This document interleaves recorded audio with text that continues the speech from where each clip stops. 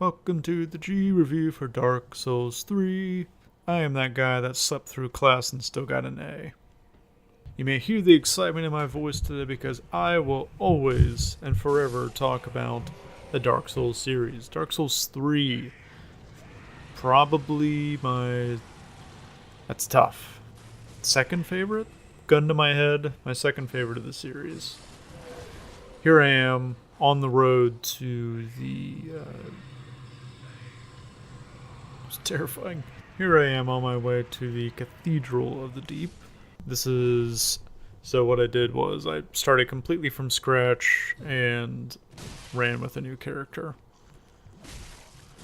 So I am axed up, which I never axe up.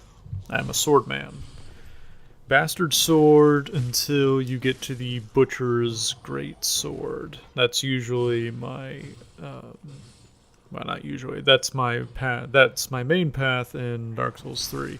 Usually it's Bastard Sword to some sort of club. I am very dodge heavy, very much. Let me get in there and DPS you right to death. And there's the first death of a couple. I'm never afraid of death in Dark Souls.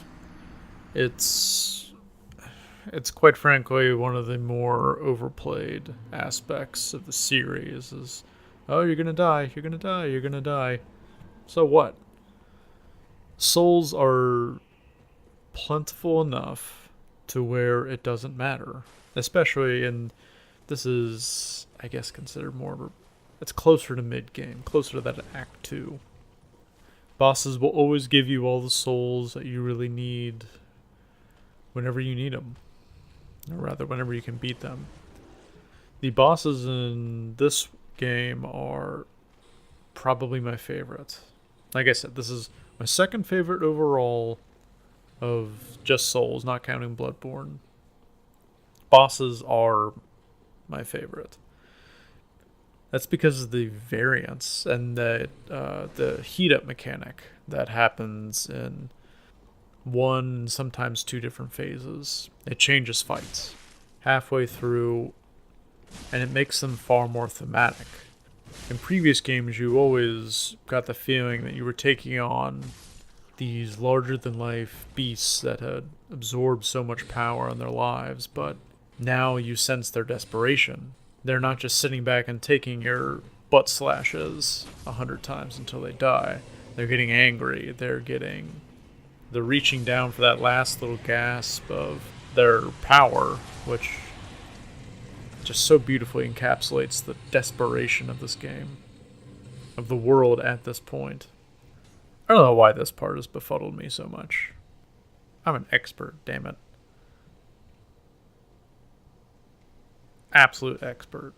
This is expert strat right here. When there's smoke, there's fire. That means the fire burns bright within. I don't know what I'm talking about. My favorite Dark Souls we'll get to. Don't worry. It's probably not the one you think. And seeing as how there are only 3 choices, I guess you can process of elimination which one I'm talking about. I have not played the remaster yet because I'm in the midst of, I guess, a year-long new game hiatus. New game purchase hiatus, I guess I should say.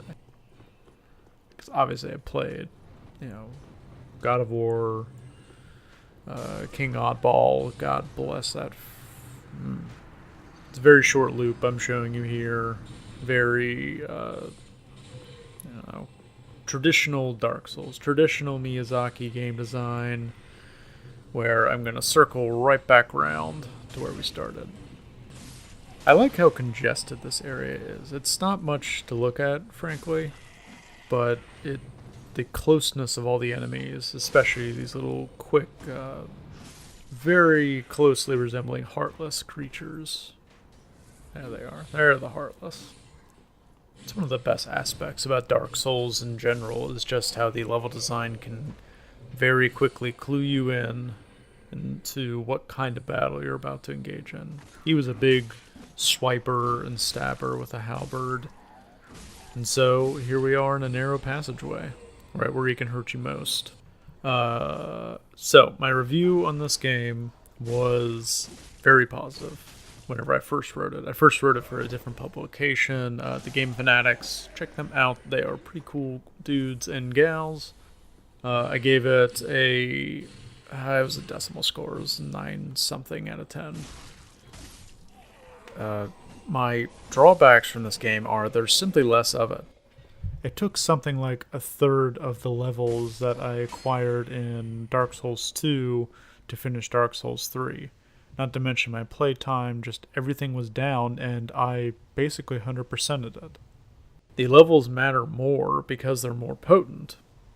But even with the beefier levels, it just adds up to less. Especially whenever they've taken a more streamlined approach, a more Bloodborne approach to the armor. It's just what you get is what you're wearing, is what the stats are.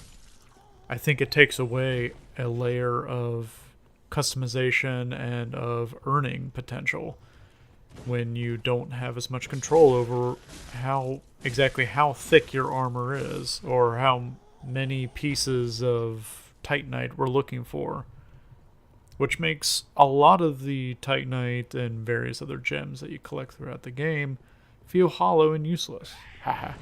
Hollow jokes for the win. When you compare this one to Dark Souls 2, or even the original Dark Souls, there's just more game in those two than there is here. Even with the DLC. I have played through both pieces of DLC. I love them to death.